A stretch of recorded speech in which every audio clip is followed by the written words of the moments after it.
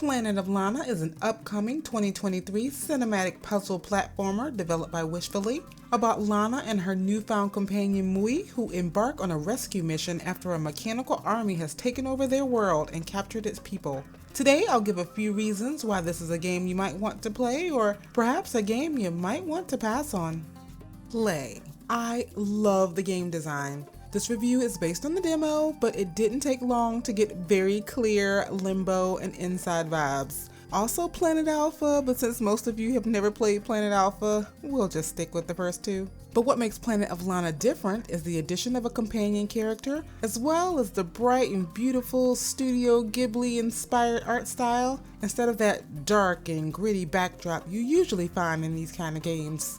Although this game does get pretty dark and gritty the further along you go. Gameplay is about being stealthy and solving environmental puzzles as the pair navigate through their familiar world to face an unfamiliar enemy.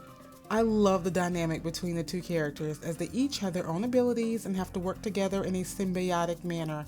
Lana can perform moves such as removing boards to open passages or moving obstacles to help the two reach different areas, or swimming to keep her new mystical friend dry. She also gives instructions to Mui, who is able to jump even higher than Lana, and she's small, so she's able to fit into little small spaces.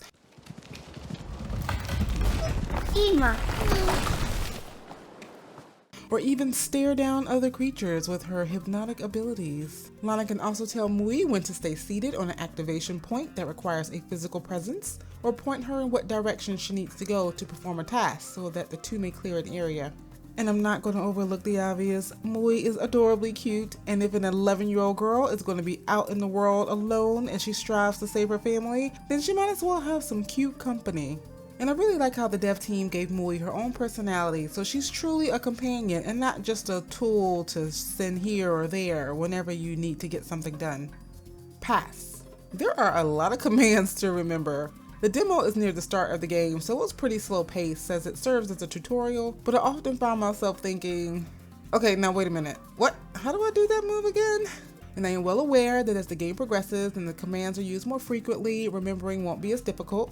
But being that these characters will likely be ducking and dodging for their lives, there will be times where you have to combine a series of commands very quickly, which may become frustrating for some players who appreciate it being able to take their time during the less hectic points in the game.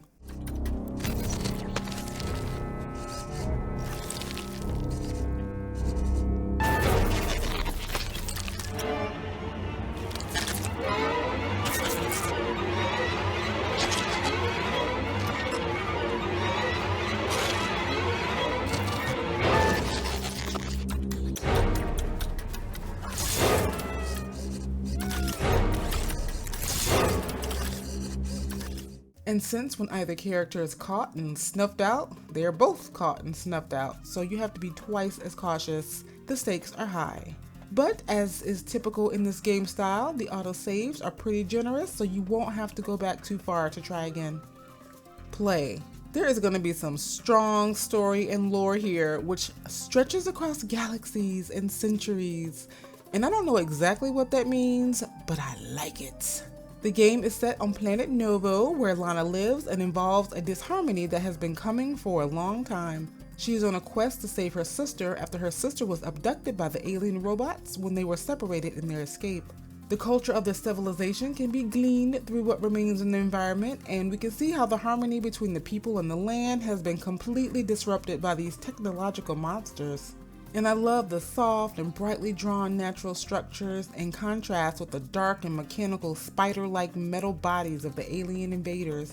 The devs haven't shared much about what the full story is, but they do say that they wanted to build a world that created more questions than it answers, which might be frustrating to some players but engaging to others who really want to understand what's going on.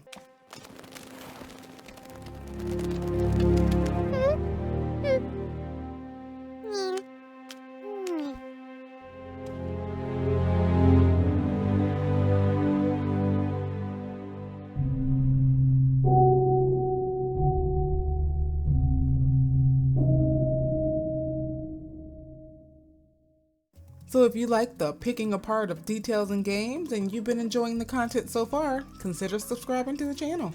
Pass.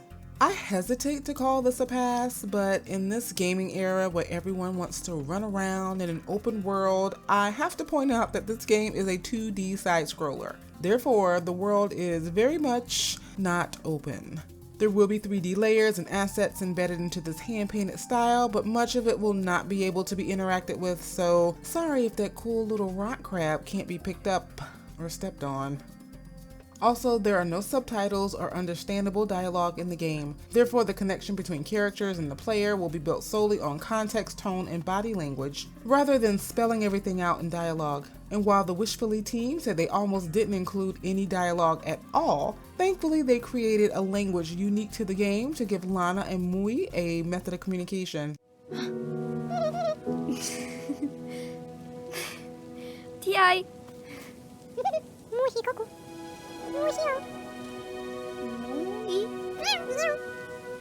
T.I. Mui.